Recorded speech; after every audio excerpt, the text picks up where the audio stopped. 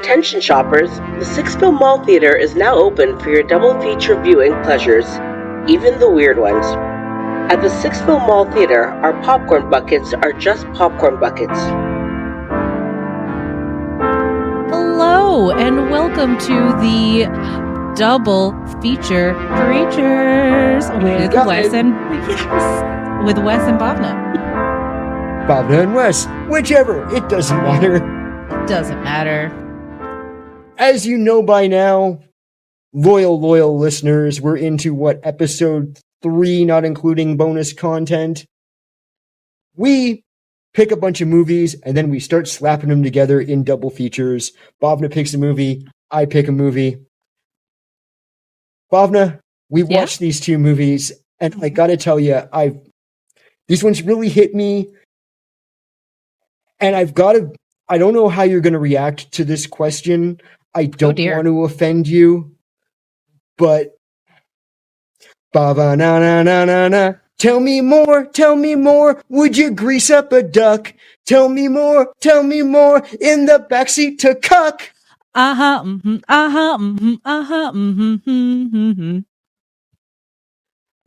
Just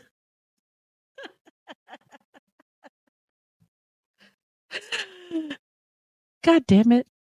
I had to. It came to me in the shower.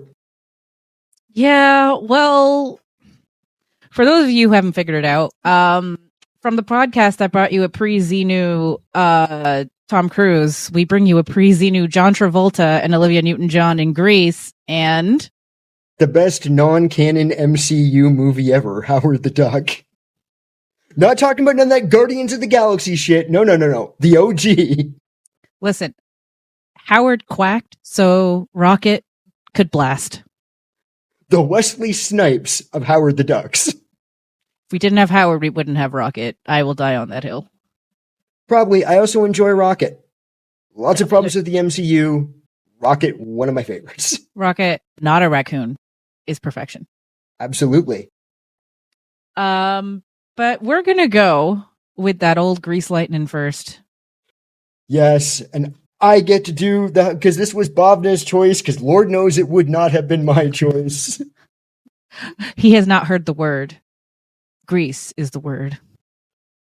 After meeting and falling in love on the summer beaches, 2 teens part ways and expect never to see each other again. But when Sandy ends up going to Danny's American high school in a shocking twist of fate, the Greaser gang members' toxic masculinity, and oh fuck, is there a lot of toxic masculinity, and keeping up of appearances might leave their romance in dust, like grease lightning.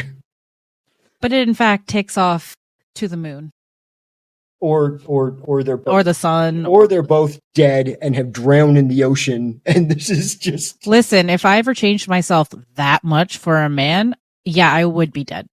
Oh, that is in death, because that would never happen.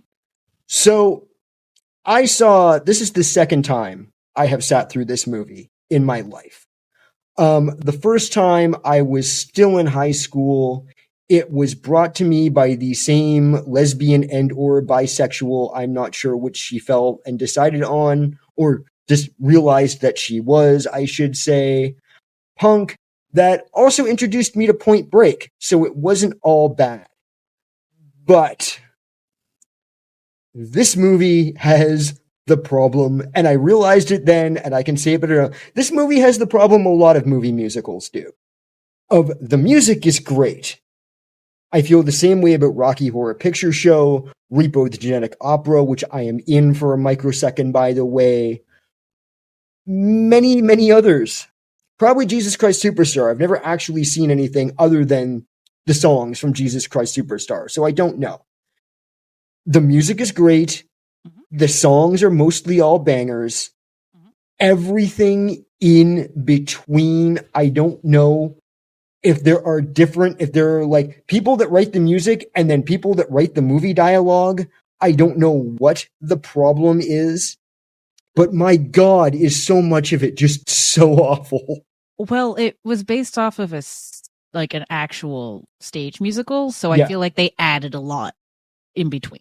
that wasn't in the musical, because it doesn't really have that same musical pace, right? Yes, I try really hard to not look at my watch when I'm watching these, when we're doing these. And it got to the school dance scene, and I'm like, oh, okay, it's almost over. No. And then I looked, and I'm like, fuck my You're halfway life. through, right? How It's about much halfway through. more? Yes. How much more can this fucking shit go? Listen, Cha-Cha Di Gregorio needed to have her own scene, okay? Well, Danny was doing the cha-cha. Oh, yeah, he was. Danny had done the cha-cha. Yes. I also like Vince Fontaine and his heavy-duty James Woods energy. Oh my God. Right down to the pedo vibes. Right down to trying to get into the Sisterhood of the Traveling Pants. It's Oh just like it's fucking. What universe is this? I mean, it was a movie made in the late 70s about the late 50s. So, I mean, there's a lot of like, you know, how would we make a movie about the 70s now? Or, oh my God, we're too old for that. How would we make a movie about the 90s? Well, I was going to say, or the early 2000s. Isn't the one about the 70s? Look at the movie Y2K. Look at the movie Y2K. I haven't seen it yet. And but your initial thoughts on it, right? That's like this. This is their Y2K. So, not obviously condoning any of the garbage, because I never did, never would. I mean, the 70s, Thank God. The 70s would be Dazed and Confused, another movie that I cannot stand. Right, but this is kind of their version of Y2K, if the one in the 70s. I'm not defending that part, but I'm just saying the perspective. Okay, I think, can we just throw this right here, right now? Because I don't want to have to do this 64 times during this, talking about this movie. Yeah, what? We do not condone the shit that is talked about in this movie. No. Like I said, never did, never would, never will. Can we just get that out of the way right now? Yeah, and there's a lot of toxic femininity in there too. This movie is deeply, deeply fucked up on a number of levels, and I'm surprised it has not been somehow canceled or highly edited yet, or thrown into the fires of history. Once again, I think a lot of people are quoting the music and have not seen the actual film or stage production or however they have taken it in. Because I mean, I've seen this movie in the tens of almost 100 maybe times in my life, possibly more. I've seen this movie a lot. The songs I understand, the rest of the film, I don't know how you can do that to yourself. It's because it's the filler in between the songs, and also, like, I can laugh at it. Yeah. I can laugh at it because it's just that, like, it would not fly. You know what I mean? I by the time they got to, like, the first scene when the high school was opening, and Danny and Kanicki's friends are coming by in that, I literally wrote in my notes, I want this movie completely redone with Muppets. Oh, dude, that would rock. But then I realized I don't actually want it done with Muppets. What I want this movie completely remade with is the puppets from the Dark Crystal. Yeah. I want all the humans to be gelflings. But like, same setting. Yep. Just with the puppets from the Dark Crystal. Somehow, that would be less disturbing to me. Yeah. Yeah. Danny and Kanicki's three little buddies are like... Listen. Crows from a Disney movie or something. Or the jackals from Lion King. I don't know. Also, Kanicki looks like he's 45. What is he doing still in high school? Like, I know they said he, like, was held back a year or something like that. I forget.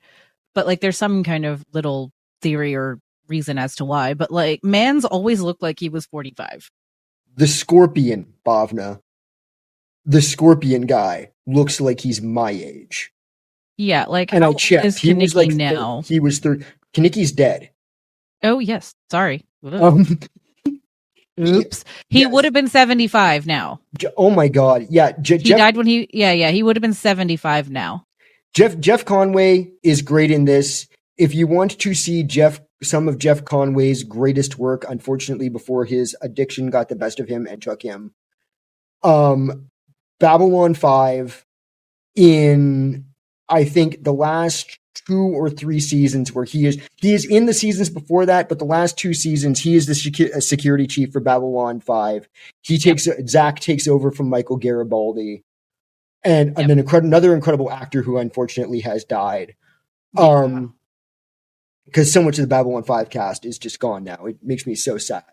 But no, he is awesome in that. And the one Babylon 5 made for TV movie, Third Space, he gives this monologue in an elevator when he's trying to pick up one of the female characters and ask her out on a date.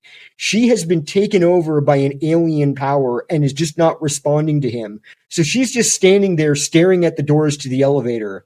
And he is going through this long, I swear to God, it is like 3.5 minute monologue that is just incredible. I also have to call it Stockard Channing in this. I knew you were forgot good. she was in this. That, the greatest first lady ever, Mrs. Bartlett herself. Fun fact, Rizzo is my favorite character. She is the only character, with the exception of, I think, Kaniki and kind of Danny, where I wasn't cringing every time they were talking out of a song. Yeah, I mean, Frenchie was my favorite growing up because I knew her from Shining Time Station as well as here, because Didi Khan, what an icon.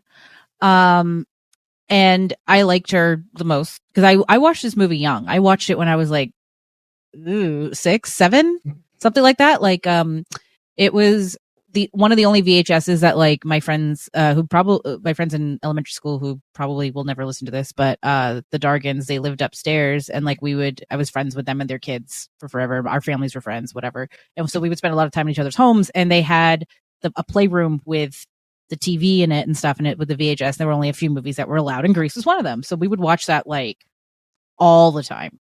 But it got me, the musical hook. It got me. But so as a kid, Frenchie was my favorite.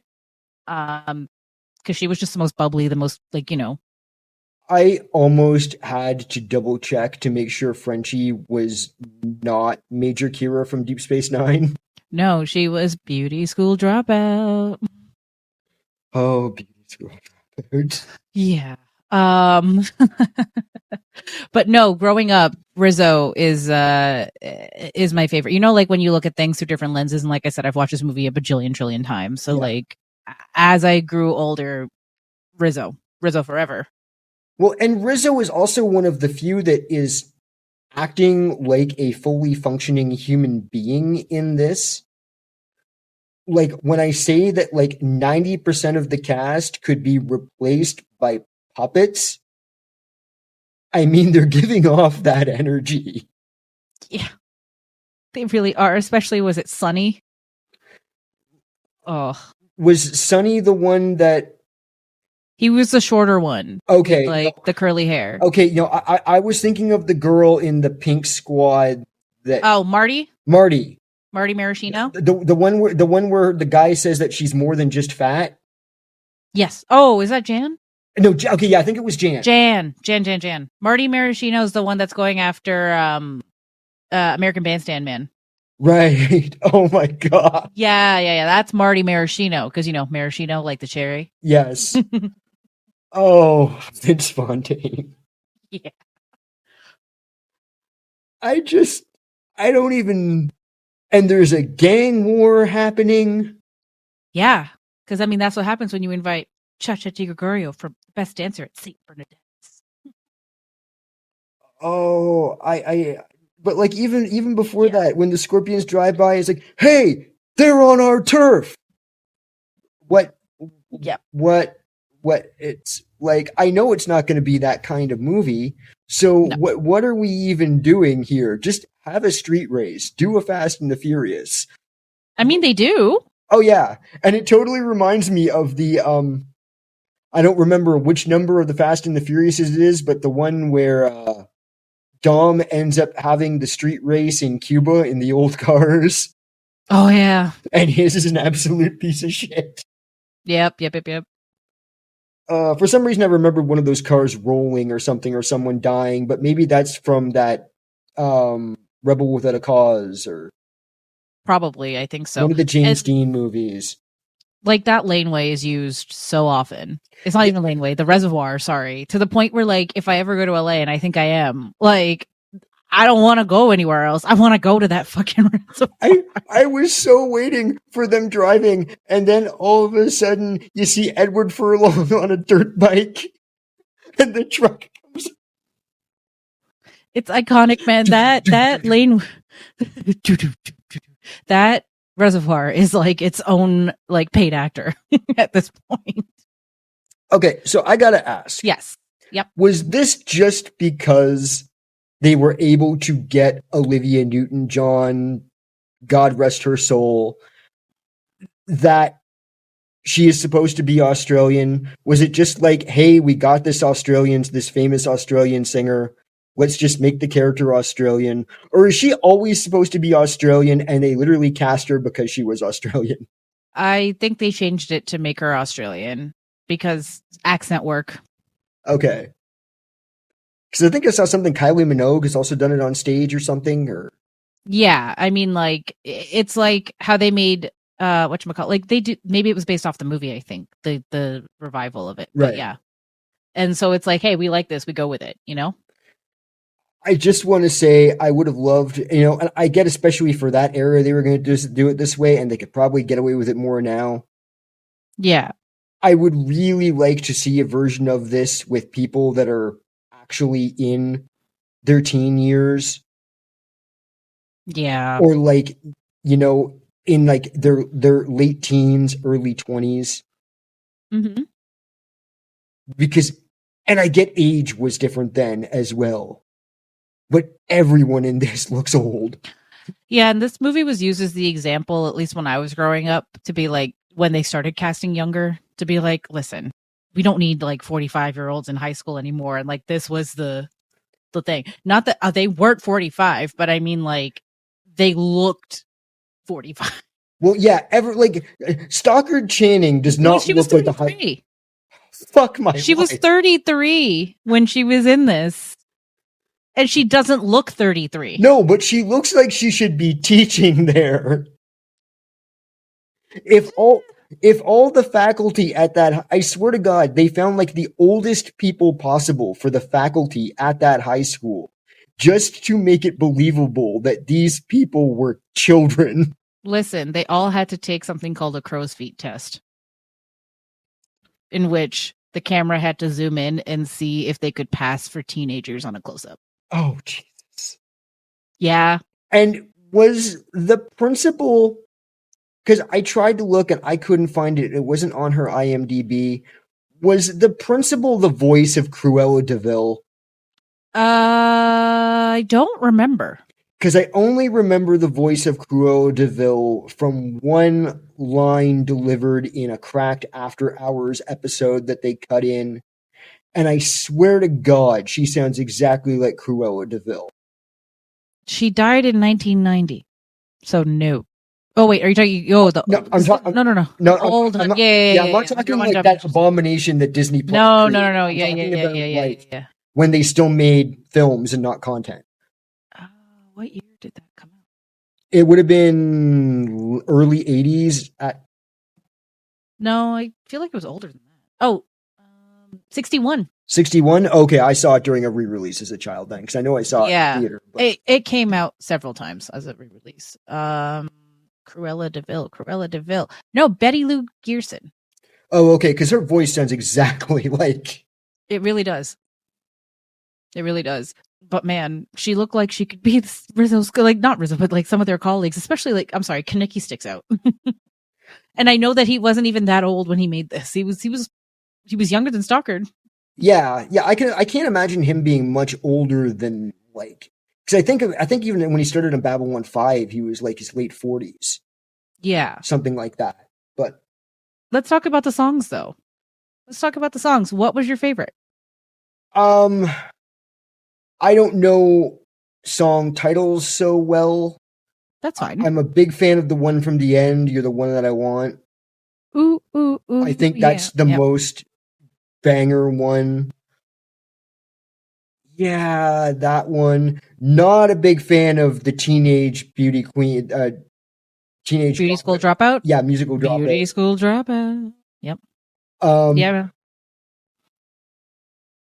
What was the Summer Love Summer Lovin' is great Yep. until the cucks start talking. And I've got a real controversial, I didn't think I'd be doing this in like for the cuck chair segment too often. Those 3 little putsy incel motherfuckers, I think one of them is actually named Putsy. Yes. The 3 of them absolutely are slammed in the cuck chair together. They want to be there because they have no idea what sex looks like and they just want to watch. These are 3 little shits that would probably fail a test in high school because there were 2 dogs fucking on the lawn. I want to beat the 3 of them with a shovel. I want them to hit them with greased lightning, drag them by the back of the car through the Terminator scene. Just, oh my God, every word that came out of these assholes' mouths was grating. Yeah. Yeah. Can't argue with that. And I get that they're supposed to be like that, but turn it down just 2 or 3 notches. Do you know what lyric was never censored? Did she put up a fight? I mean, that wasn't censored, but the more obvious choice. Oh, I know I caught one and now I can't remember what it was. Because I'm trying to do my note taking differently for these things so I don't just recap shit. And fair enough. It's the Chixel Cream. Yes. Grease lightning. That was never censored. Oh God. I've seen it on TV so many times and it's not censored. Well, because not even on TBS. I must admit they hide a bunch of stuff in there really well. What was the one? Oh, from Summer Love. He swam by. He made my suit wet. Yeah. You know, and I get what they're trying to do, and that stuff is brilliant. Sneaking that in because you're especially for 1978. Well, yeah, but you're also playing around with the concept of 1950s censorship. Yeah, and like I've listened to a lot of like those 50s songs and them trying to sneak in the innuendo and shit. Like, yeah. Like one of my other favorite lines is, Elvis, get your filthy paws off my silky drawers. Keep that thing away from me. Oh. Look at me, I'm Sandra D. Lousy with virginity. Won't go to bed till I'm legally wed. I can't. I'm Sandra D. Oh. Yep. Yeah. Bangers, man. I also got to say this before I forget. Some of these poor motherfuckers are going to Vietnam in a couple years. Yeah. I mean, they're not coming back. I had to check to see when the draft started, and the draft didn't start till like 10 years later. And I realized they did a Grease 2. But and Korea had just ended or something like that. But like, I can just imagine like, the Grease like high school reunion set in like the 80s or something. And like half the male cast is like died in the jungle. They did make a Grease 2, right? Yeah, no, I know they made a Grease 2. Like, not the same characters, but same high school. The guy from the Scorpions is apparently still in it. Yeah, I think so, but he's like older. Okay. And I know it has Michelle Pfeiffer in it. She's like the new Sandy character. Oh. All I know is it was motorcycles this time instead of bikes. I saw like one scene from it on YouTube. He's the most interesting guy or the coolest guy in the world or something. Or Yeah. And it's like biker warfare. I don't know what I would have to pair that with if we ended up watching that. Because there's one like movie that I've never actually seen. I've only heard of it and seen bits of it that I want to throw on this list eventually. Have you ever heard of Streets of Fire? Yeah. Have you seen it? Yeah. Because all I know is it's got baby Rick Moranis in it. Yep. and like the youngest Willem Dafoe possible, and it's terrifying. How did you miss that? It was in the 80s, wasn't it? Yeah, but it didn't do big in the 80s. Like it was yeah. it was Look up the cast. it was Diane Lane. Yeah, it was apparently an insane flop in the 80s. Yeah. Because I know the male lead from Eddie and the Cruisers. Yeah. Dude, Bill Paxton was in this movie. Oh, yeah. It's got like this crazy cast. But like, it's apparently one of those movies that went stupid over budget and then flopped horribly. Yeah. But yeah, we'll have to throw that one out there at some point. Yes. It's just baby Willem Dafoe. Oh, yeah, man. And I've seen a little bit of footage from it, and it is terrifying. You wouldn't think the man would be scarier when he was young. Oh, no. Yeah. But like Willem Dafoe in his early 20s, fucking terrifying. Yeah. Speaking of terrifying, the level of pedophilia and domestic violence in this movie. Yeah. And the let's keep the baby. I am reminded of, and once again, I don't know if it was a College Humor or a Cracked or something, the one where they're singing, not Grease Lightning, they're singing the Summer Love, Tell Me More. Yeah. And he throws out that, did she put up a fight? A fight, yeah. And they're all like, all the guys in the room are like, what the fuck? The fuck did you just say? And then they like go back to, and then like, oh, no. And then they go back to singing, and he throws out another like just awful line about SA. Mm-hmm. And they're like, what the fuck is wrong with you? Like, I just, once again, they're playing with the 50s, and you watch any movie from the 50s, and it is, almost required. Yeah, because they were also just trying to subvert the whole 50s clean image as well. Like everything in the movies and stuff that came out in the 50s was super like, meet Sally. She's the perfect daughter, like this, that, the other thing, blah, blah, blah, blah, blah. So, they took that in greaser culture, and, they didn't quite go John Waters with it, but. Well, and they're also supposed to be the bad guys. Yeah. Like they're trying to give them, despite the fact that it's like how the Fonz was supposed to be like this criminal bad guy that everyone was afraid of. But he really wasn't. And yet it's just, under the guise of this Happy Days false nostalgia bullshit. Yeah. Where, dad wasn't all fucked up from the Korean War and used to beat your mom or whatever, and grandpa didn't drink too much. And it's... Yeah.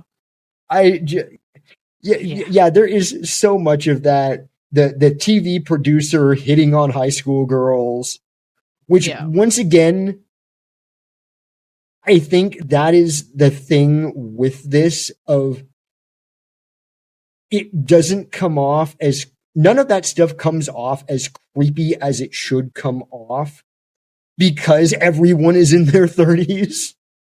Yeah. Like, it's like High School Musical if you remade it with the same cast now. Yeah. Like, I'd still argue that Grease was edgier, but yeah. Oh yeah, but apparently there is some shit in those High School Musical movies. I haven't watched them. I've just gone through too many hours of commentary thanks to Gamefully Unemployed. Fair enough. Like, there is apparently a scene in that where they refer to Ashley Tisdale as Golden Throat. Oh yeah. And they're constantly getting the cast wet. Like, But yes, so changing yourself. Yep. To not either fit in with your friends or fit in with the one that you want. Because they both do it. Freaking Danny winds up in a Letterman's jacket and getting bullied by his friends because he's almost blown up his relationship with the hot Australian chick that he's in love with because he doesn't want his friends to see him be all soft. Mhm. Which is funny because like he's the leader of the pack. Him and Kaneki are the leader of the pack of these three fucking putzes. Like these, it's like Yeah. Alvin and the Chipmunks if Alvin and the Chipmunks promoted sexual assault. Like, what the fuck are we doing? Listen. The But yes. soundtrack is still slaps like Kaneki. Danny goes and becomes a track runner, a cross country runner, Yep. and Sandy becomes a bad girl. Ooh, she smokes cigarettes and wears leather. Ooh. Not the only thing she'll be smoking by the end of that movie. I mean, it was heavily implied. Get herself a little grease lightning of her own.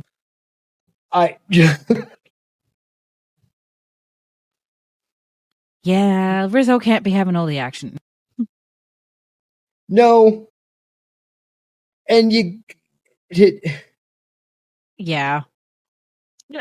I gotta do some research because I just remembered this. Was there a time in history where condoms didn't come wrapped? Yeah. Okay. Yeah. Okay.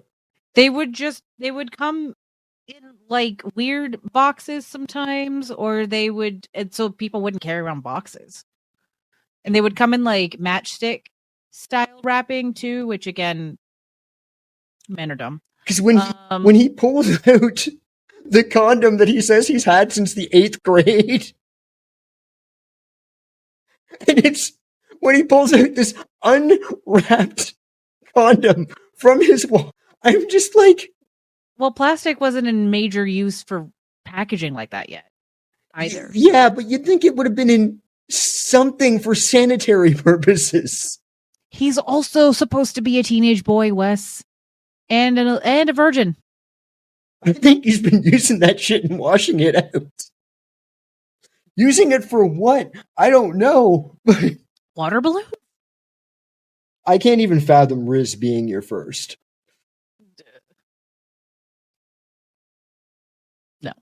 And the other thing, and this thing truly pisses me off about this universe. This is one of the few things in this movie, other than like the, did she put up a fight, that made me, mad. Yeah. Because this was so insanely unrealistic from, my father was like is a classic car guy. He's still with it. I'm not talking past tense. My father's been into classic cars his whole life. I've been to car show when I was a kid. I was at many a car show. He never really had a show car, but like I've been around cars like Mr. 45-year-old Scorpion has, like Willem Dafoe's daddy has. Mm-hmm. The idea that guy would purposely run his mint condition paint job into that fucking shit wagon rust bucket, not once, but twice, intentionally. They're shithead kids. This is when I started to think, okay, maybe this is something going on in the heads of two dying teenagers in the ocean. But also this proves that they were acting, because they were playing teenagers who would make these decisions. Oh, yes. And they hadn't been teenagers in so long, they forgot the reality. There you go. What if we did High School Musical with the cast of MASH? Oh my god. Not the cast. Okay, well, Klinger would be Rizzo. Hear me out. Alan Alda as Danny. Well, no shit. I mean, Hot Lips is Lizzo. Wow, not Lizzo. Rizzo. No. Yeah.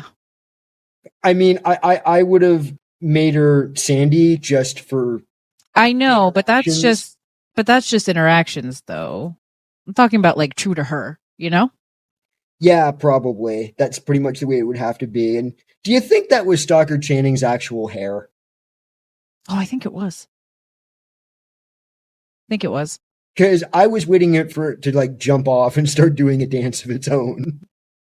Hey, that hair's iconic. Leave it alone. Lots of things are iconic, Bhavna. Okay. Is there anything I'm missing that you want to talk about? Because you have seen this movie many, many more times than I ever have or ever will. Yeah, meaning you'll probably never watch it again, and I'll probably watch it again in a few months. I will probably at some point in my life there will be some reason I will end up watching this again. We're in the podcast verse now. Yeah, God knows what we will end up watching again and again and again for somewhere, something. Because it's not like someone says, "Hey, I want someone that like hates Grease. Do you want to come watch it and talk about it?" Oh fuck, okay. yeah.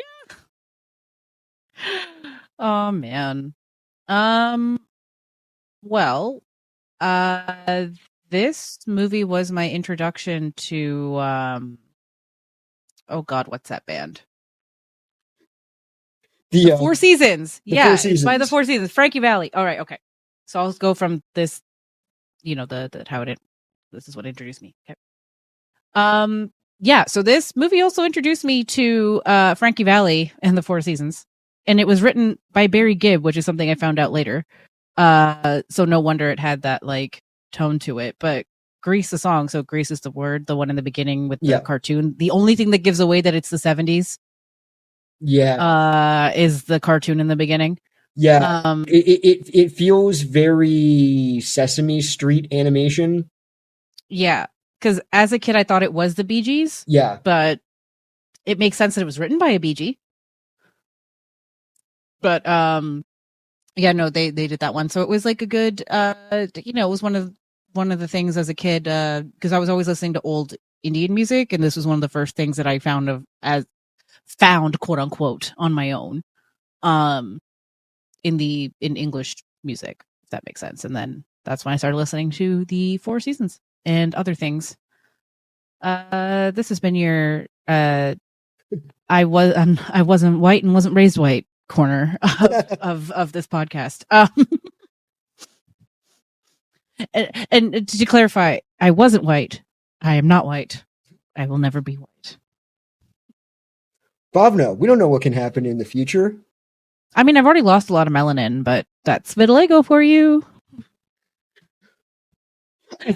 I mean, in the world we live in today, Bhavna, it could be a transporter accident in 20 years. Who knows? Who the fuck knows? John Connor hasn't come back yet, so I mean, he's not coming back. We got the wrong. No, he hasn't sent his dad. He didn't send his dad back yet. Yeah, because maybe this is still the original John Connor timeline. Who knows? But yeah, I just got to throw out there, when Principal McGee is trying to catch the guys, the three putzes that mooned at the dance, we have pictures of you so-called mooners, and just because the pictures aren't of your faces doesn't mean we can't identify you. At this very moment, those pictures are on their way to Washington, where the FBI has experts in this type of identification. If you turn yourselves in now, you may escape federal charge. Yeah. I feel like the current president of the United States would be saying something like that. And he would also be one of those putzes that would have fallen for it. Oh yeah. The government is being 100%. Run by putzes. The U.S. government is being run by these fucking putzes. But you know whose planet was probably better? I know whose planet was probably better. And we can find out after a short trip to the lobby. Yep. It's intermission trivia time. What famous captain asked, "What does God need with a starship?"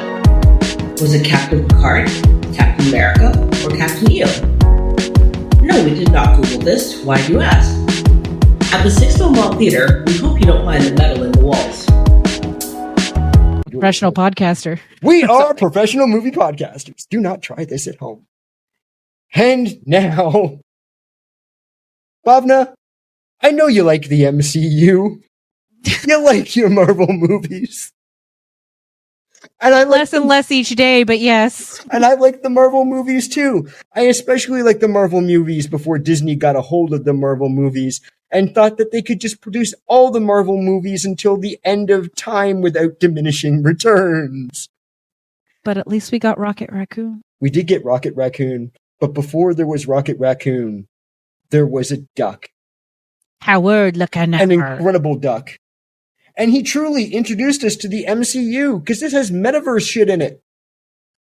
It does, and I have questions. Sam Raimi in Spider-Man, in Doctor Strange Multiverse of Madness? No, in Spider-Man Homecoming. Did you take your, it wasn't Sam Raimi who did that one. He did Multiverse of Madness. But I have questions, creators. Did you take your inspiration for the holes from this? The butthole in the sky? The Russo brothers. Did you take? Wouldn't shock me. Yeah. I'm like, I see. I think there is some definite stuff in the MCU. Yes. That, like, not that I think was, like, influenced by or brought across from, but, like, it's just how these movies are made.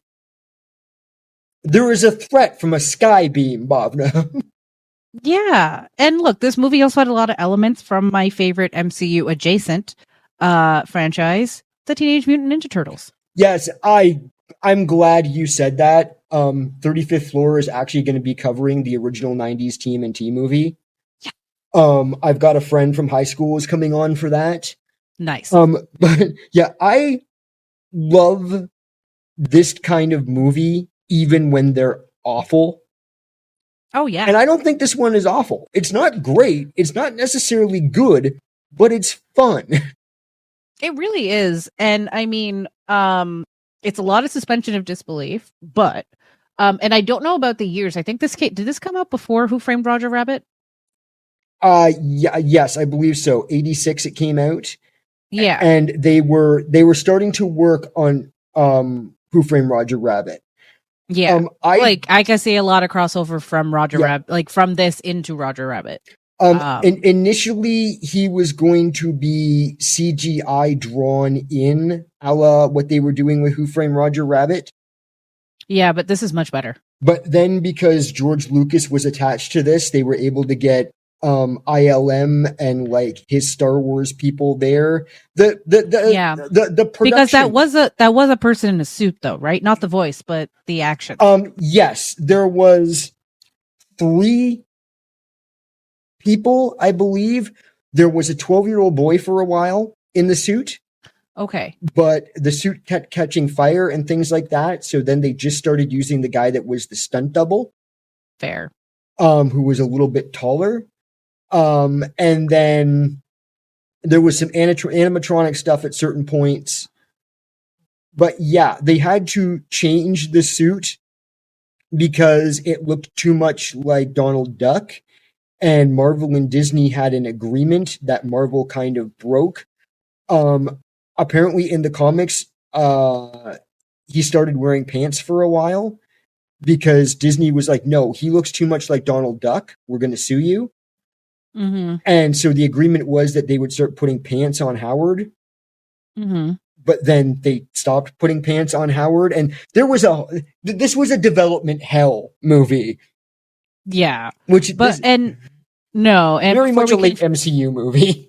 Yes, and before we confuse our listeners any further, because I feel like more of our listeners will have seen Grease than they will have seen Howard the Duck. But just guessing. Just guessing. Howard the Duck is about this duck who lives on a different universe because everything is all duck related. It's really cool. You get a vignette of his life in the beginning. But anyway, he gets zapped one day.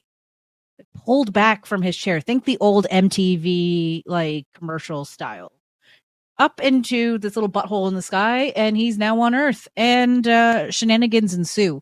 What shenanigans? Shenanigans involving giant space lasers, a rock and roll girlfriend, some crazy scientists, and Susan Sarandon's ex-husband being the most annoying man on the planet. And a place called Cajun Sushi, which we will definitely. Oh yeah, that's going to be a whole thing for me. Okay. Gotta say, did I get the synopsis right? Yeah. Gotta say something about Tim Robbins in this. Yes. Tim Robbins not necessarily one of my favorite people. Probably getting higher up on the list now as, I get sucked further and further to the left by the unstoppable fascist hellscape in which we live. Mm-hmm. Tim Robbins in this is like we have Rick Moranis at home. This came out went into production shortly after Ghostbusters. So they were going for the oh my god, the Yvonne, what's his face? I don't know if it was intentional or not, but he looks half like Egon, half like Rick Moranis' character. Yeah. And he literally just feels like dollar store Rick Moranis in this. Yeah. See, I liked him in Bull Durham. Oh yeah, he's a great actor. Yeah. I just think you need to do more than show up at like a media event and make the peace sign to show, Yeah. And honestly, his character was the thing I did not believe. Him and the animatronics for the Dark Overlords was, how did he get with Ronette? Are we going to skip over that? Because how does Ronette give that man the time of day? I don't know. I've come to the conclusion women are weird. Yeah, we are. Listen, girl was about to, restuff her pillows. I couldn't come up with a good euphemism. She was about to fuck Howard the Duck. But her bandmate, like, I found that more believable than a woman like Ronette, badass woman. Well, she and the duck have chemistry. Yeah. And the other woman and Phil do not. And in the comics, because I've done a little bit of research of this, in the comics, they do get it on. Yeah, I know that. I know him and Beverly get it on. That's fine. That's why I found that believable. I'm like, they've got the chemistry, but I'm saying her bandmate and Phil, because that's how she knows Phil. Yes. I don't get it either. I imagine maybe he helped identify some cockroaches in her apartment, or, what's that itch? I don't know. Did you clock who her other bandmate was? I don't know how much of an 80s person. Oh, I clocked her face, but I can't figure out where I know her from. So please tell me. She was, and I forget her last name. Her first name is Holly. She was one of the OG cast of 21 Jump Street with Johnny Depp. And she actually, the 21 Jump Street theme song is sung by her, because she was also a bit of a pop star. Holly Robinson. Yes. Because I clocked her face, because I've seen her in a million different things too, like from then on. But I was like, where do I fucking know you from? Yes. That 21 Jump Street cast is weird. It really is. Because, like, the one guy is, like, Don DeLuise's son. Yeah. Who went on to basically build the Stargate SG-1 franchise. Yeah. Like, he was, like, the main director for that or something. Mm-hmm. Some weird stuff happened with that cast. The full episodes for that are on YouTube. I still need to dig in a bit. But are they actually? Yeah, I've only started to get through the pilot, and the pilot tries to be way too Donnie Brasco. Oh my god! Oh my god! Actually, she was on an episode of SVU. That's where I've seen her. Everyone has been on I've probably been on an episode of SVU, Bhavna, and I don't even know it. But I would have, because I have seen that show. I've seen it all except for this season. I've seen it all the way at least once. I'm working on a second rewatch at the moment. I have seen the most seasons I've seen repeatedly are seasons, I want to say like 13 to about 22 are the ones I've seen the most. So I take the Dunt Life seriously, because that is my favorite fantasy television show. Yes, you heard me right. So it is my favorite fantasy television show, because the cops give a shit and they bow to that woman's authority. Hey, Bhavna, we might as well get this out of the way. Speaking of sex offenders. Yeah. When I saw his name pop up on the credits, I was like, is he making me watch pedophile in this movie. To be fair, I made him watch a movie with characters as pedophiles. So, I mean, tit for tat. Jeffrey Jones, guys. The principal from Ferris Bueller's Day Off. The guy from Beetlejuice, Lydia's dad. And just a man who, once I found out he was a pedophile, I'm like, that makes sense because he's got pedophile face. I gotta say, watching him in this was less disturbing than watching him in Ferris Bueller's Day Off. 100%, because seeing those scenes in Ferris Bueller's Day Off, since this, when he is obsessed with hunting down a teenage boy, is much more screwed up than when he literally in this, and we'll get to it, turns into a hentai tentacle monster. At Cajun Sushi. I'm going to separate the art from the man because I just have to. He works in this. He should never work again. He should probably be in prison. But his performance in this is good. And I want to make that clear. He should never work again. He should not be allowed in society. But in this role of a hentai monster, once again, it's also very, very Ghostbustery. Yeah. And I mean, this movie's already tongue-in-cheek because, I mean, the band's called Cherry Bomb. Yep. Like, this movie was initially supposed to be a lot more grounded. As grounded as you can get with, like, a duck. The original premise was apparently that Howard had already been there for a while, and it was just like a noir gumshoe situation, only the detective was a duck. Oh, and, yeah. And then Ghostbusters got big, and all these other things got big, and executives started bringing in notes, and very much like a late generation MCU movie, you got too many cooks in the kitchen. Now, somehow it still came out with something that is kind of hilarious. I just figured out what the through line between our two movies is. Remember the scene where Beverly goes through Howard's wallet? Yeah. Yeah, I was going to bring the duck condom. Yeah. Yep. She pulls out the duck condom, which is also unwrapped. Duck World. I don't know. Can we talk about Duck World for a minute? Yes, I want to live in Duck World, to be honest. I think it is a tragedy that there is not a sequel where, like, Beverly got sucked into Duck World.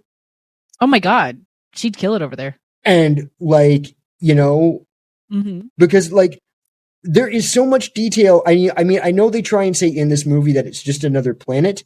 The human scientists do not know what's going on. This is part of the larger MCU metaverse bullshit that they're trying to do now. Howard's planet is just like our planet, only ducks evolved instead of apes. To the level of he has a Breeders of the Lost Stork movie poster. George Lucas, starring man. Indiana Drake, the new hero from the creators of Beaks and Fowl Wars. Yeah. Coming to Duck World this summer. He has a flash dance, a duck-themed flash dance poster. He has pictures in his wallet of women. There are messages on his answering machine from other duck women.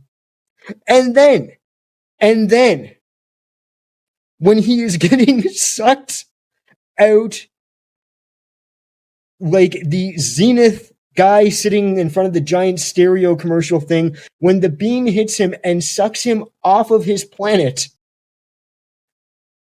he crashes through these other apartments. There is a topless duck woman in the bathtub, and she has duck titties. And I would not usually use the term titties on this podcast, but they are. But they were on a duck. They were human titties on a duck. Yep. Like, this was a full-on topless scene that you would see in Roadhouse. Only it was I want Duckwood World, no, Roadhouse. Oh my god. Roadhouse, but with ducks. Oh my god. And I'm going to amend your Grease movie and go Grease, but with Duck World characters. I did have a disturbing thought while watching this time. Mm-hmm. Do you think they have a term in this universe called turducken? And what is it there? I don't think they did then, but I'm sure they do now. Are ducks the only sentient waterfowl that we see? Or are they the only sentient waterfowl on the planet?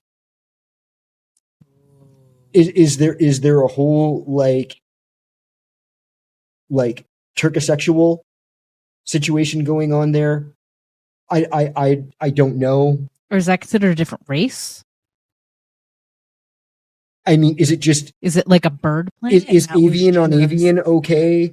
Or is it I don't know. Well, speaking of birds and avian, I was totally expecting the line when Phil goes, "It's a bird, it's a plane," and then like I wanted Howard or Beverly to be like, I am a bird.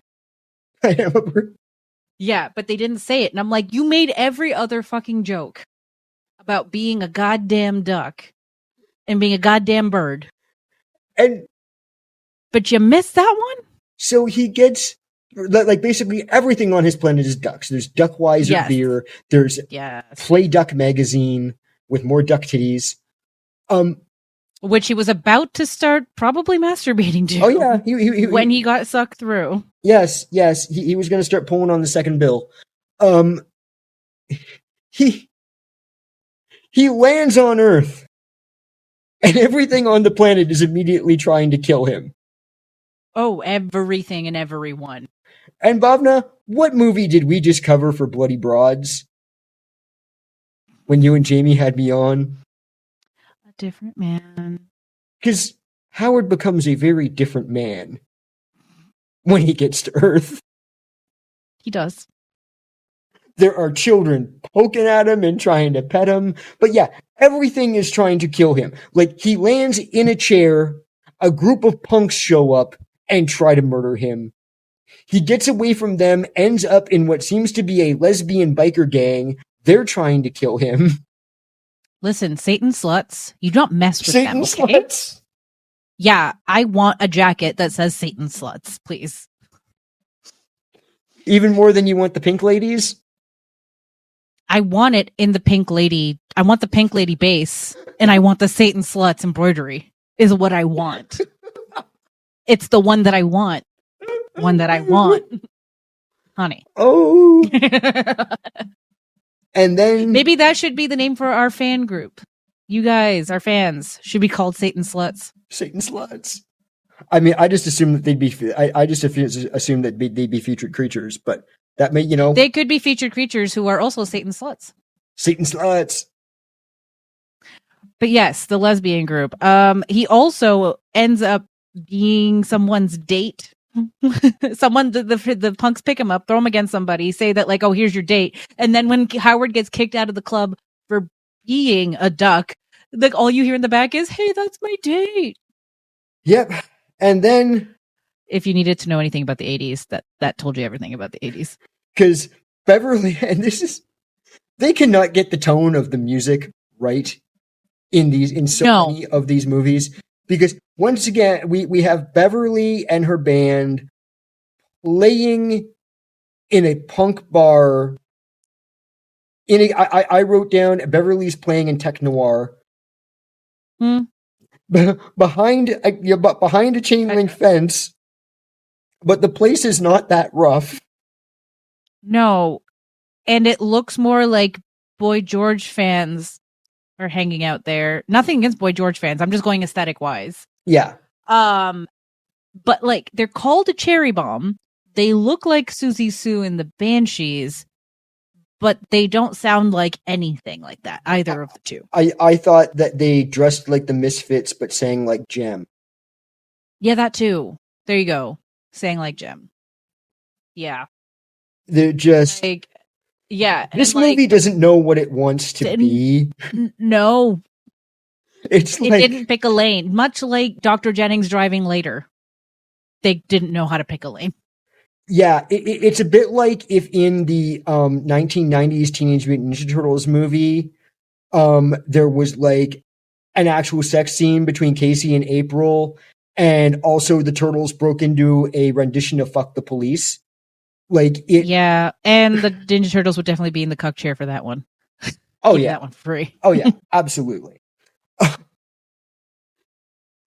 So meeting Beverly, it happens as Flashdance as well. A woman cannot walk out of the nightclub after going to work without being attacked by creeps. Yep. Flashdance, I think she's saved by the man that she ends up dating. In this one, she gets saved by the duck that she ends up dating. Because he is a master of duck foo. Which makes me want the Roadhouse even more. They kick but now the crap out of these two rapist nerds. You saying Saved by the Duck though makes me want like an AU Saved by the Bell with like Beverly and Howard's kids. Haven't they done that in the MCU now where like Kat Jennings had a kid with Howard? Not in the MCU. Okay. I know Howard shows up in Endgame. Yeah, Howard shows up in Endgame, but I don't know. Maybe it was, could be just some internet bullshit. I don't know anymore. I don't remember where I saw it.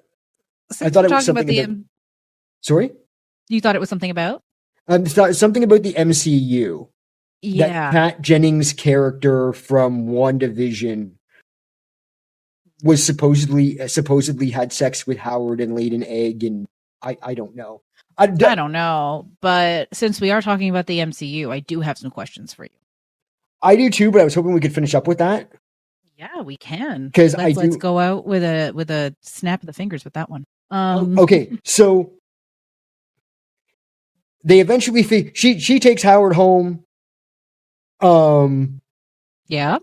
And then he goes off on his own. Mm-hmm. Tries to find a job. Well, he gets assaulted. I'm going to say full on assaulted by the scientist. Tim Robbins is scientist. Yes. Yeah. First. And yeah, I don't blame him. I don't blame him for being like, what the fuck, man? What the fuck is this?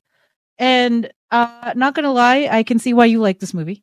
I can see why you like this movie, and I can see why it would mean a lot to a young kid, Wes. Yeah, honestly, I hadn't really thought about that part too much, but I mean, really, sorry.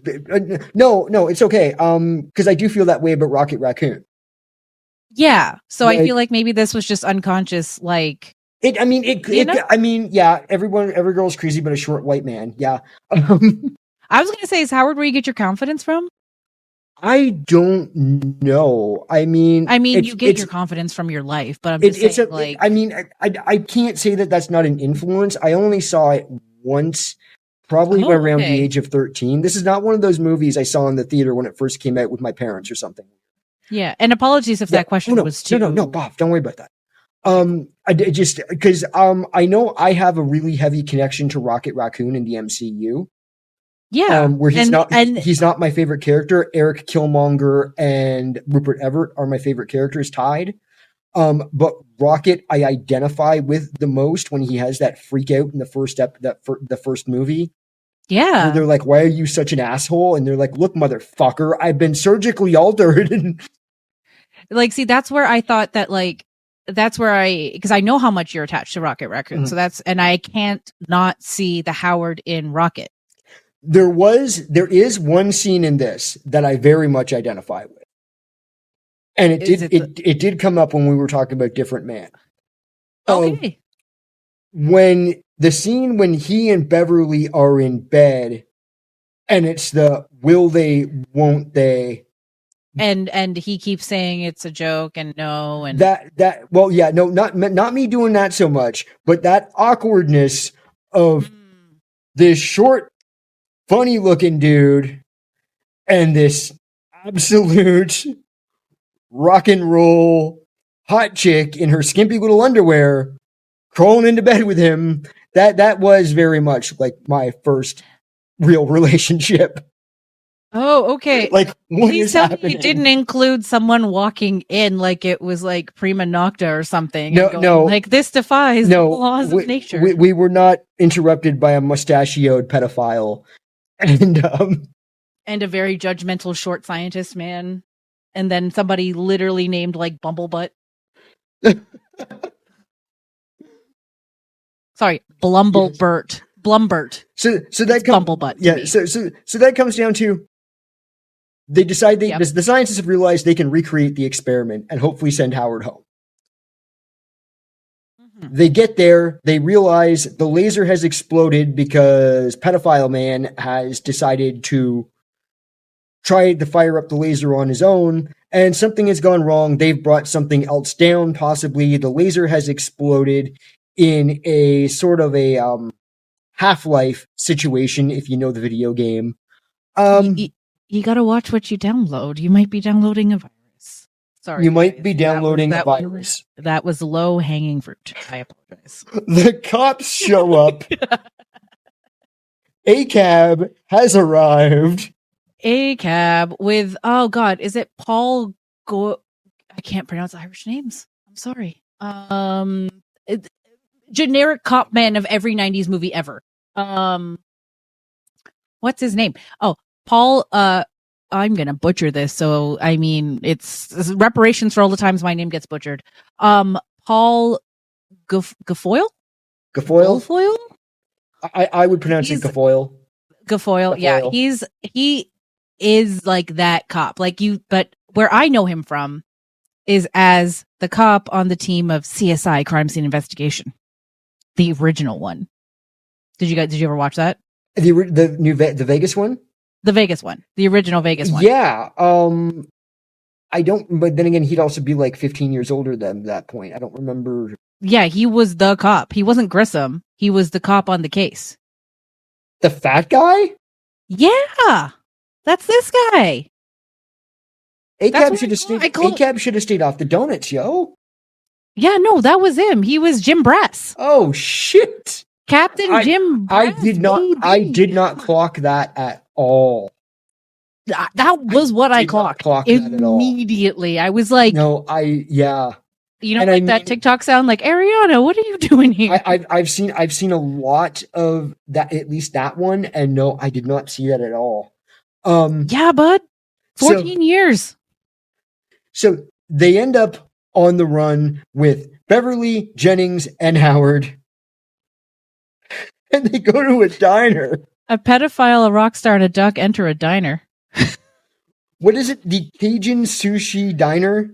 Yeah, but it was, I forgot the name of the at the beginning. It was like somebody's Cajun Sushi Diner. Yeah.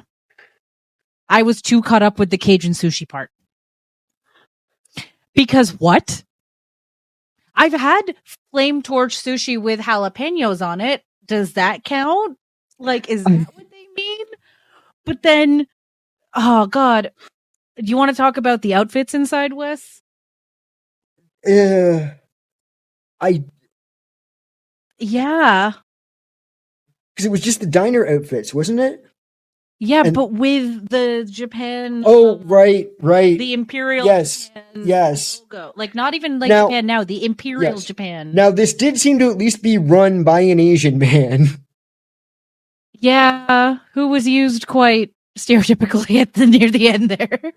Oh, no, absolutely. This was not, I clocked the representation in this. The representation was not great. However. Yeah. Joe Roma's Cajun Sushi Diner. I had to find it. Joe Roma's, ROMA''S, Cajun Sushi Diner. They order the specials, and at this at this point, Jennings is starting to freak out because whatever is going on with Jennings is starting to take over. Jennings is on the way to become the hentai monster. Yes, the evil overlord. He's doing once again because Ghostbusters was big at the time. He's doing very much the I am Gozer, I am the key maker, that sort of thing. But with more of a no Dana, only Zool vibe. Yes. And because he's a creepy pedophile in the creepy pedo mustache, it works.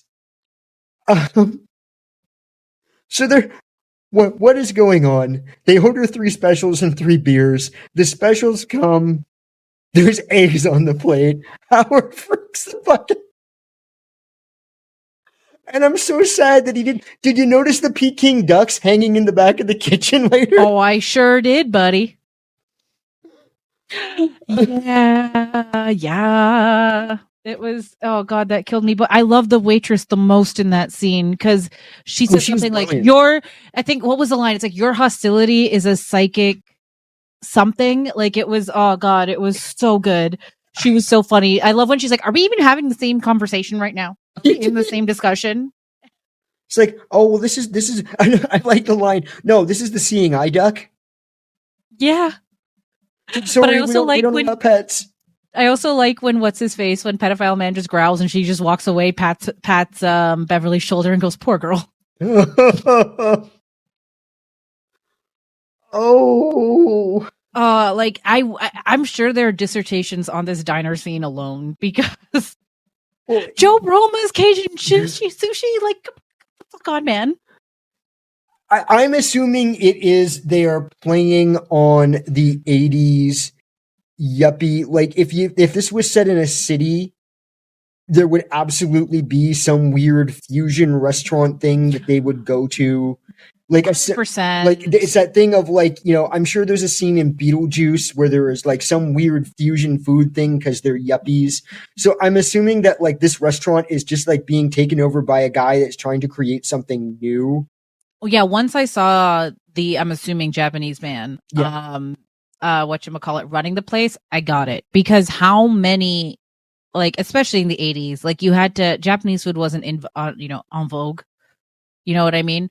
Like, yeah, I get it. Like, how many fucking places make food that isn't actually real to the actual place? Like, you know, General Tso's chicken for Chinese folks and things like that. What this reminded me, like my example for you, would be Gandhi's on Queen Street West. Like, we don't stuff the rotis like that. That's a West Indian thing, but that's an East Indian. Like, it's great food. I like their rotis, but just giving you what this reminded me of is like, if you go to any small town in Canada, you will find that has like more than like a 500 or 1,000 person population. You will find in their downtown a Canadian Chinese restaurant that has been there forever, from like a Chinese family that moved there like 50 years ago and opened up a restaurant, and it's always Chinese and Canadian food. There's a couple of them in Toronto. Yeah. It reminded me of that, only the guy was like the Mandarin. You can get pizza at the fucking Mandarin. But like, it was like the guy kept trying to add other things to bring in more people.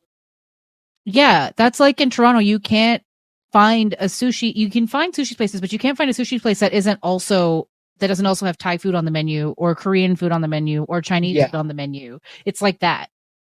Yeah. But yes, sorry. We could do a whole thing on this. They get enough. They oh God, yes, we could do that for bonus content. Yeah. They get in a fight with the entire staff of this place. And I don't even remember how it starts, but naturally everyone wants to kill Howard. Oh, it starts how every fight starts in the 80s, with two men trying to hit on Beverly. Right, of course. And then it escalates because it's Howard the Freak. So it immediately escalates to murder. He gets the best of them for a while, and then they tie him up on the table to chop him up. There's literally Peking ducks hanging in the back of the kitchen. This chef knows what to do. Hey man, because on his home planet, they don't say die, they say kill. Yes. And then we start to see the beginning of the pedophile man going full. He got activated. Palpatine. She said the words. Yes. She said the words. He's activated. He wants his computer chip back so that he can power up the laser again, so that he can bring down more of his disciples. This becomes a scene out of not just Ghostbusters, but have you seen the Masters of the Universe movie? I have. This is very much that. 100%. Like every 80s alien in a diner with powers thing.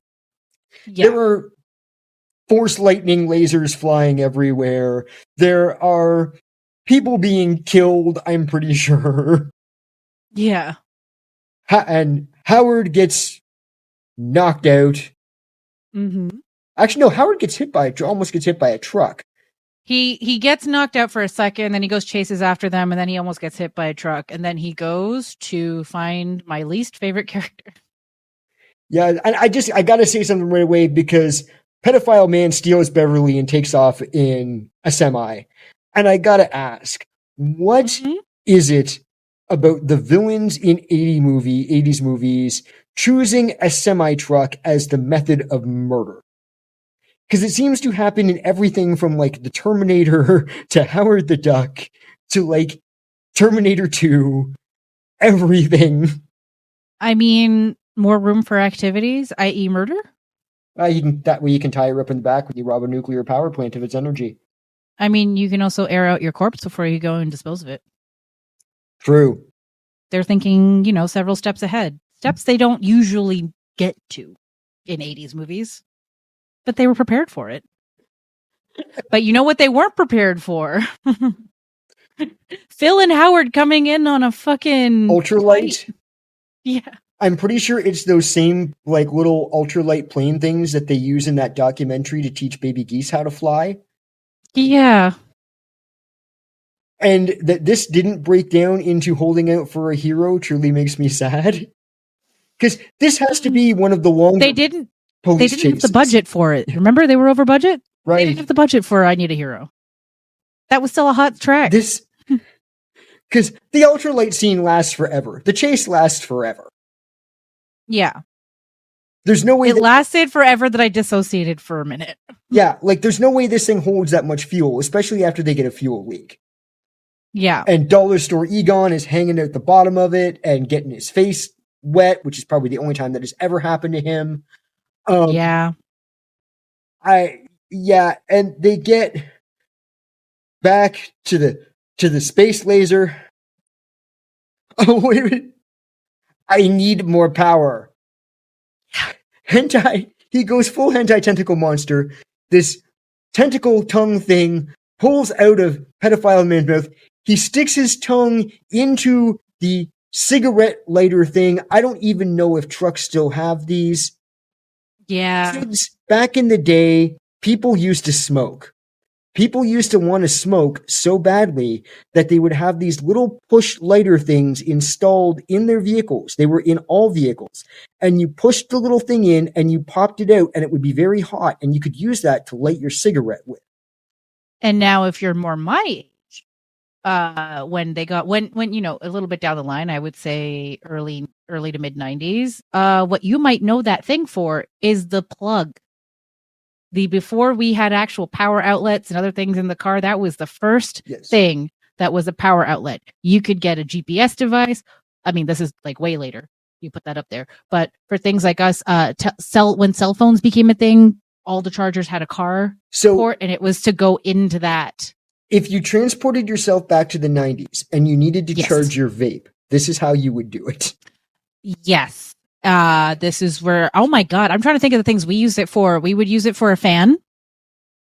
We definitely had a fan. Eventually we had the TV DVD situation that we definitely used that thing for. We used it for everything but lighting cigarettes, basically, by the time you were my age. And then they phased them out of cars, and now you have fancy USB-C ports and heat warmers. And this has been, I'm a daughter of a boomer corner. And your cars are electric and built by Nazis. Arrest the president. You've got the evidence. Be like Elvira. Donate your SSLA. Yes. Should we talk about the final battle? See, this is where George Lucas lost me. Well, George Lucas was only a producer on this. I know, but this is where the whole George Lucas is a producer on this film, because you can tell that's where you can't have the immaculate. And I will say that Howard the Duck's stuff was immaculate, right? Yes, he was a duck. Yes, I know it was, puppet-esque. I will say this. Howard looks as real as Elf.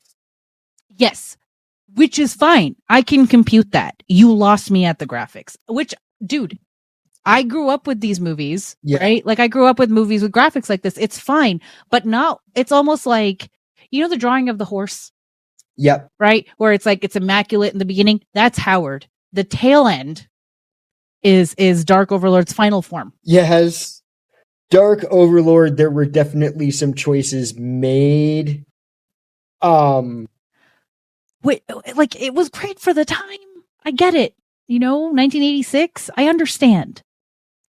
But it's not just the special effect though. It's shitty creature design. Yeah. Like it is like, I don't know when John Carpenter's The Thing came out, but it was like, let's make John Carpenter 1979, I think. If I remember correctly. This was like John Carpenter's The Thing for a children's movie. Oh, 1982. Yeah. So like it was this big giant, I can't even remember what it looks like. And I just watched this movie yesterday. I watched it about 2 hours ago. It's big and looked like it looks like the crispy chili in chili oil when you go to a Chinese restaurant, or you know, Joe Roma's Cajun sushi. If you took that and made it into a glob, and then had like it looking like the Demogorgon from Stranger Things, but also looks like Mother from Alien. I would say a Lovecraftian shithulk. It's not good. It is easily the weakest part of this movie. Yeah. And it looks like really bad sun-dried tomatoes as skin. You've got Beverly tied to a table, and I keep forgetting to say, Beverly is played by Leah Thompson. Oh, yeah. And is the amazing Leah fucking Thompson. Smoke show. 100%. I would convert to duckism to be in that situation. Mm-hmm. I really think, once again, I don't remember when it came out, but I think this borrows from Akira. Because Howard is using a big laser gun that he has to mount on a little truck to fight this giant alien blob of tentacles. Yep. It's not great. The ending of this movie, well, it's not the ending, but the final battle in this movie is not great. It goes on too long, and they apparently set a 12-year-old boy on fire. Because you were saying he kept catching on fire. This was apparently somewhere in the final battle was the scene where the kid was in the suit and the suit caught fire. And after that, they only used the guy that was the stunt double for the rest of filming. Mm-hmm. Because also the kid was 12 and every time they got him in the suit, he had to go pee. I mean, that is like the side effect of having a kid. Total child in a snowsuit situation. Yeah. Yada, yada, yada. Howard saves the day with like his third faking of being dead. Yeah. In this movie. Now Howard can't go home. So Howard becomes the manager of her band, and once again, this band makes no sense. No, it really doesn't. I don't know. And they apparently put a ton of work into the soundtrack and like the audio for this band and everything. Like they put an album out. It makes no sense. Yeah. Like I don't know, when did she have the time? Like, spend a little extra money. Have her lip sync some Joan Jett shit or something. I don't know. I don't know what the answer is for this part of the movie. And I get that it's not that important to the larger movie. And they already knew this was going to hit like the Titanic. Not the movie, but the actual Titanic. Bottom of the ocean, crunch, explosions, corpses littered around, find the shoes later. But I don't know what they were thinking with the tone of her music career. No, I don't think I think it was an afterthought. Had to have been, yeah. Like they wanted her to look like Gem and the Gemstones, you know? Yeah. And have that hair took commitment. I don't know if you've ever had to crimp your hair. I don't know. No. I only ever knew you would dreads. Never had to crimp. Many a mohawk shaves, never had to crimp. Many a dye jobs, never had to crimp. Yeah, crimping is time staking, especially to get that volume. I hope it was a wig because, yeah.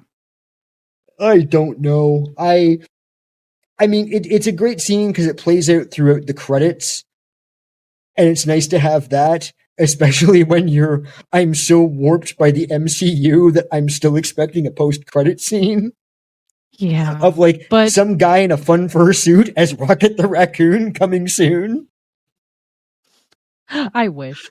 I wish there was just enough footage that you could put together a fake a post-credit scene where Howard the Duck is like having sex with Beverly after the concert, and Nick Fury walks in.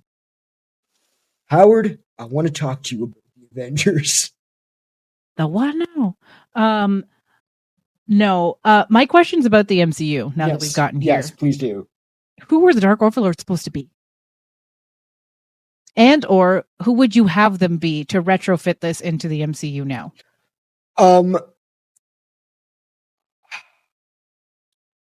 I honestly would have the Dark Overlords be Thanos's weird little minions that show up before Thanos does.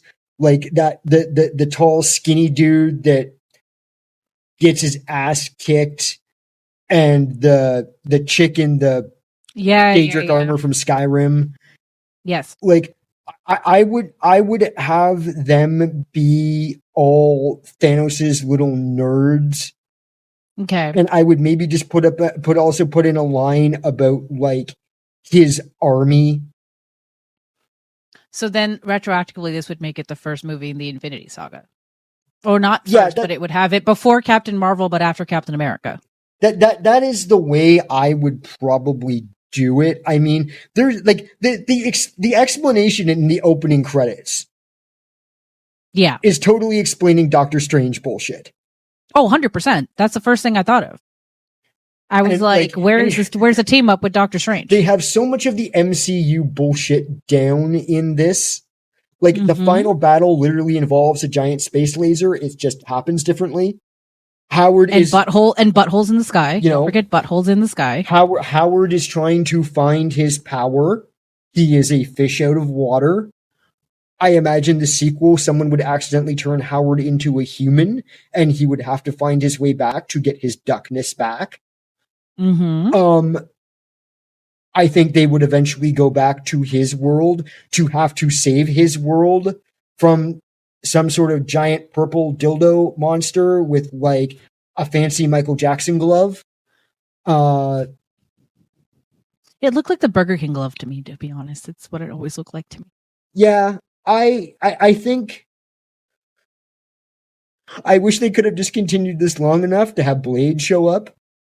I think Howard the Duck and Wesley Snipes as Blade would be hilarious.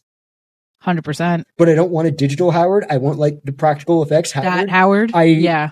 You know, I know their MCU is eventually going to give us a Howard something. Yeah. Don't be a fucking coward. Give us practical effects Howard. I don't want him to just have to show up in Deadpool 4, the metaverse or some bullshit. Like this. No, I want Howard to go to a different universe where he's Howard Stark.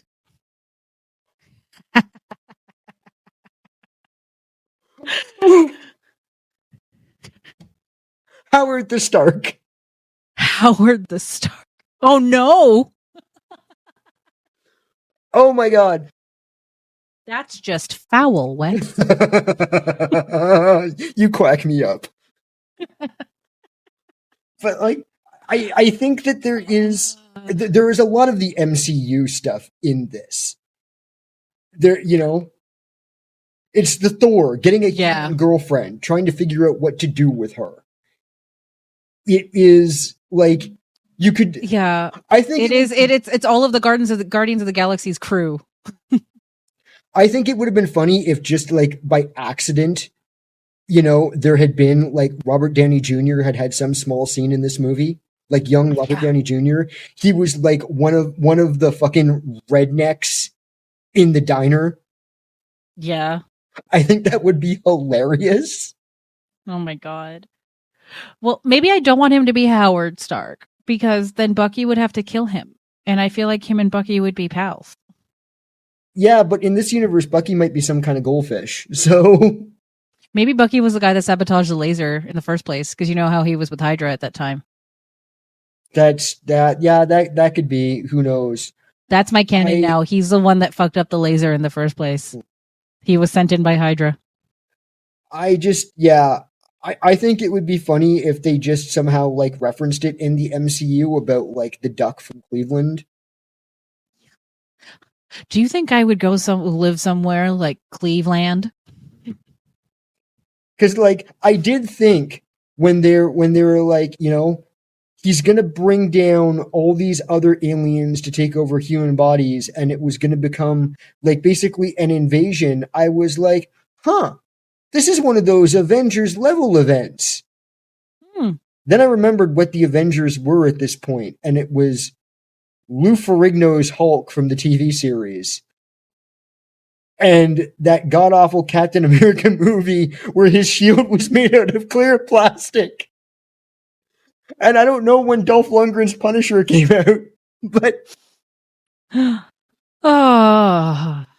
there is that one guy, that guy has a YouTube channel where he uses a bunch of AI bullshit to put like Knight Rider into the Fast and Furious franchise. Mm-hmm.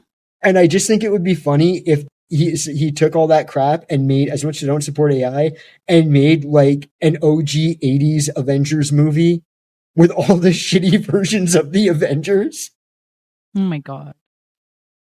Because like I remember those Hulk made for TV movies that they did after the official series was done. And like he meets Daredevil at one point, he meets Thor at one point. And it's all just bad. Yeah.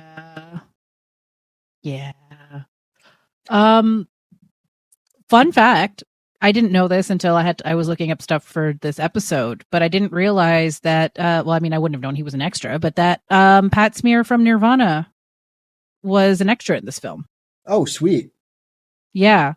You might know him as not Dave and not Kurt from Nirvana. Right. But he was in this apparently, and I'm like, oh, I could totally see that, you know, because they probably had the local punk scene or something come out. Oh yeah, definitely. They would have like just needed people. But how brilliant is a name like Pat Smear? Oh God, it's a movie about a duck. Yeah.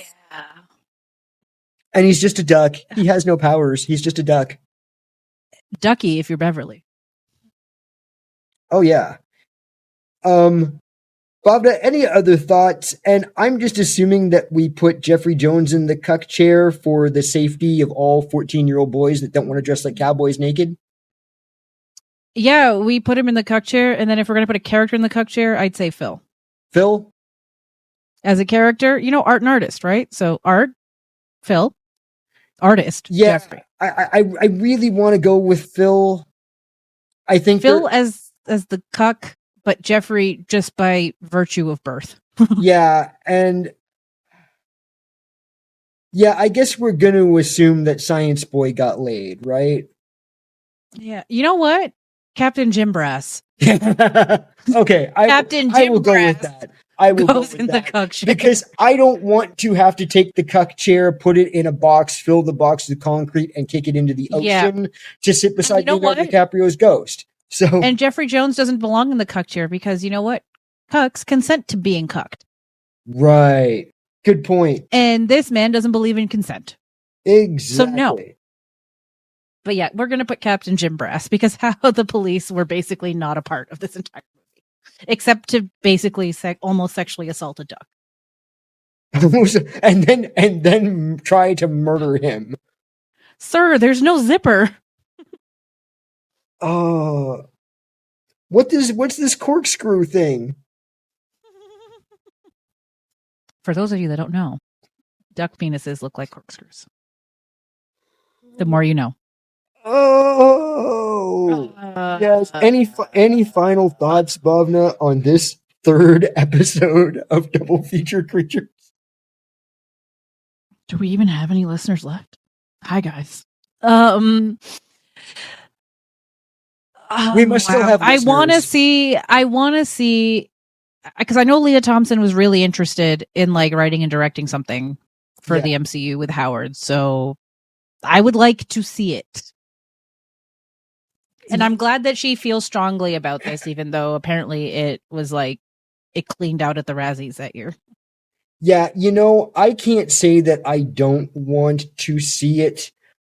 I think I would prefer something that was standalone rather than something built into the MCU. But we all know we're not going to get that. It could live kind of like the Venom series, you know? Yeah, on its own. I think I want a Howard movie over like a Howard limited series Disney Plus thing. Yeah, because the character does show up in What If. Yeah. But maybe it was in the What If where he had a kid with Kat Jennings' character. Maybe that's where I'm seeing that probably. from. Okay, no, that's what it is, because I think I remember it being like a cartoon. Yeah, then it was What If. Yeah, it was What If. Okay, that makes sense. No, I liked it. I didn't hate Grease. Grease is a wonderful musical. Just listen to the music. Thematically, this held up more than Grease, which I'm not surprised. But Grease will forever live in my heart. Because Grease is the word. And by now, if you guys haven't figured out that like we grew up on problematic shit, but we didn't let it affect us in our mindset. It probably affected me. I'm just trying to deprogram. Yeah. Fair enough. But I fully know some of this shit has affected me. I am working. This is part of the process. But you were already deprogrammed enough by the time I met you, let alone before the time that we became like closer friends. Yes. So, not to give you a pat on the back. I don't need a pat on the back. I know I can still be a monster. Lord. All right. No, you're a double feature creature is what you are. Not a monster. Creature and a professional movie podcaster. Do not try that. Yes. I don't know. Right, I don't know what we have coming up next, because I think we picked the movies, but we need to pick the order and what gets teamed with what in a very strange breeding process of a Canadian roulette. I don't know. Yep. I know we're also eventually going to talk about explain the MCU to Wes and how the fuck does this shit work episode. Yeah, that'll probably be something. And I'm kind of thinking, Bhavna, how would you feel at some point of doing like some shorter content for the channel where we do not pitch meeting in the sense of the Ryan George thing, but we just throw out movie pitches? Love this idea. MCU except sequels or like remakes. I say, yeah. I feel like we could elevate a lot of things with all these free ideas we're giving away. But yes, no, that would be fun. Well, let's face it. It's probably going to be a while before we sit down and try and write a movie for our friend Jamie. Yeah, but we will eventually. Exactly. Alrighty, you little Satan sluts. I hope you had a great time. Make sure to cash in your 2-for-1 voucher on, your next visit to our lovely theater. And be sure to leave a review. And if you love us, if you hate us, tell us more. Tell us more. We won't put up a fight. It's because we consent. Exactly. Until next time, y'all. Bye.